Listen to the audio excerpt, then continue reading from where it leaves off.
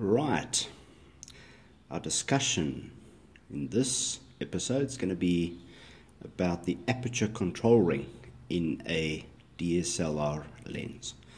The one I'm holding in my hand is a faulty unit that came out of my 24-105 Canon zoom lens.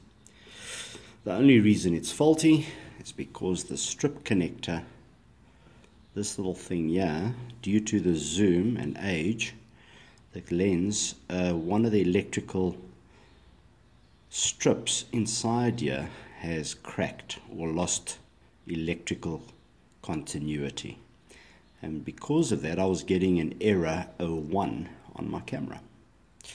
But this is an opportunity to show you what the aperture control unit looks like and how it works. So obviously this piece here goes up the lens all the way to the back electrical contact on the back of the lens, and it gets connected via that little connector there. That's it there.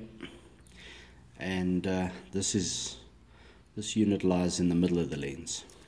The interesting part is how the aperture control works.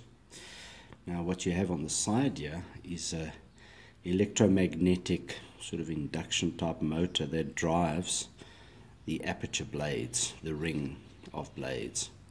So at the moment you can see the aperture is totally open, and in this specific case this would be f4. When you put your lens on f4 you have all this light coming through in that aperture. Now I'm going to turn it and show you how the blades work.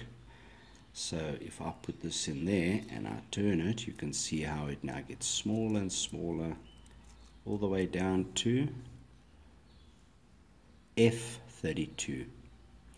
Now that only allows a tiny amount of light through. So in very bright conditions, outdoor, full sun, your aperture would automatically go down to that, F32. And when you get into darker settings or you need more light, it would open F16, F20, all the way, and the more it opens, the lower the number is, F4. So based on this, and every number doubles the amount of light coming in. So